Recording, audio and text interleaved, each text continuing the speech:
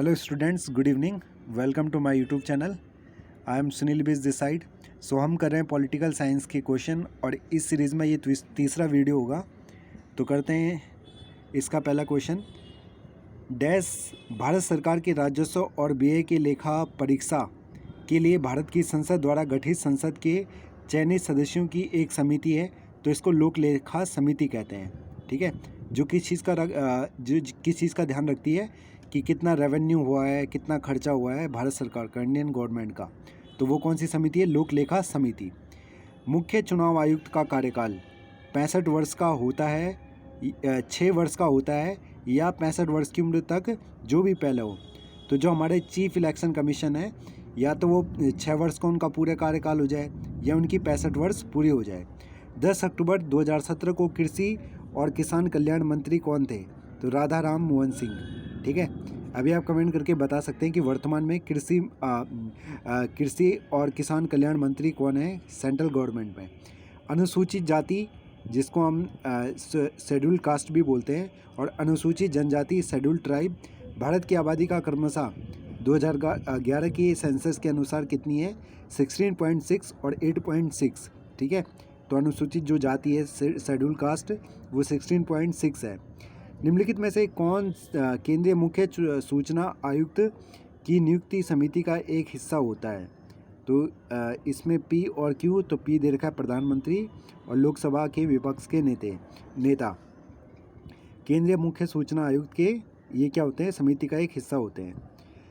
अगला क्वेश्चन है, किसी राज्य के कानून बनाने की शक्तियों के संबंध में निम्न में से कौन सा सही है? तो पी और क्यू दोनों हैं।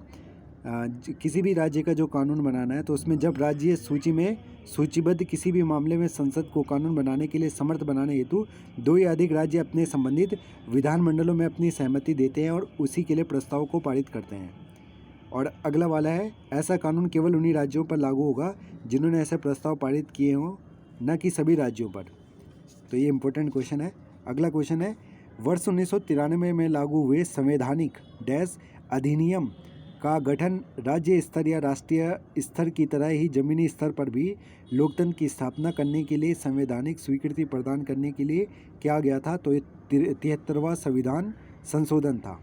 ठीक है, नेक्स्ट क्वेश्चन है, ग्राम पंचायतों के सदस्यों का कार्यकाल 5 वर्ष का होता है।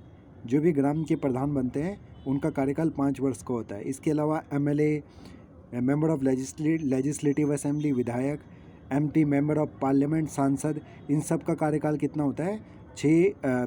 5 वर्ष का होता है। और 6 वर्ष का कार्यकाल होता है राज्यसभा के MP का, जो मेंबर बढ़ते हैं राज्यसभा के।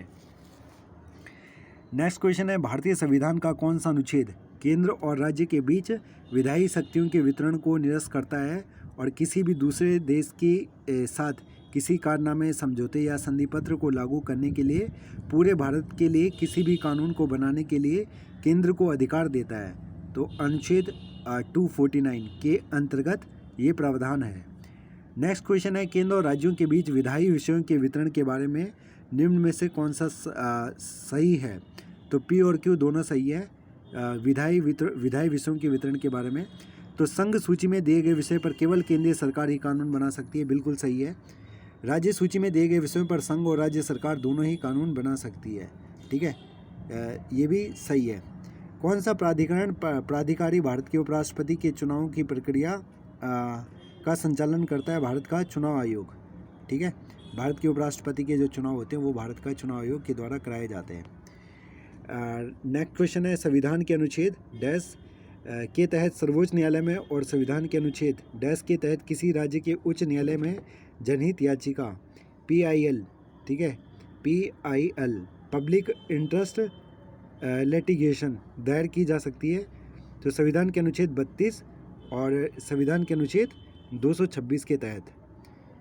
नेक्स्ट क्वेश्चन है, 1983 में स्थापित सरकारी आयोग, यहाँ पे सरकारी आयोग सही है, कि राजपत्र को देश में सभी राज्यों और केंद्र सरकारों के बीच संबंध और अधिकारों के संतुलन को जांचना तथा और भारत के संविधान के ढांचे के भीतर परिवर्तन को सुझाव देना था। नेक्स्ट क्वेश्चन है, केंद्रीय सतर्कता आयोग की स्थापना भ्रष्टाचार निवारण समिति की सिफारिशों पर की गई थी, जिसका नेतृत्व श्री के संथानम ने किया था। ठीक है, केंद्रीय सतर्कता आयोग जो कि एक कॉन्स्टिट्यूशनल बॉडीज़ तो नहीं है, ये स्टैचुटरी बॉडी है जो बाद में बनाई गई है। तो इसका मुख्य काम है भ्रष्टाचार में संलिप्त सभी लोगों को पकड़ना, जो बड़े बड़े गवर्नमेंट ऑफिसर होते हैं, और उनके खिलाफ कानूनी कार्रवाई करना। अगला क्वेश्चन है, इस सीरीज़ का लास्ट क्वेश्चन होगा, निम्न में से किन्हें कार्मिक और प्रशिक्षण विभाग द्वारा नियंत्रित या पर्यवेक्षित नहीं किया जाता है? तो केवल पी। ठीक है, इसमें कर्मचारी चयन आयोग आएगा। तो फिर मिलते हैं एक नए वीडियो में।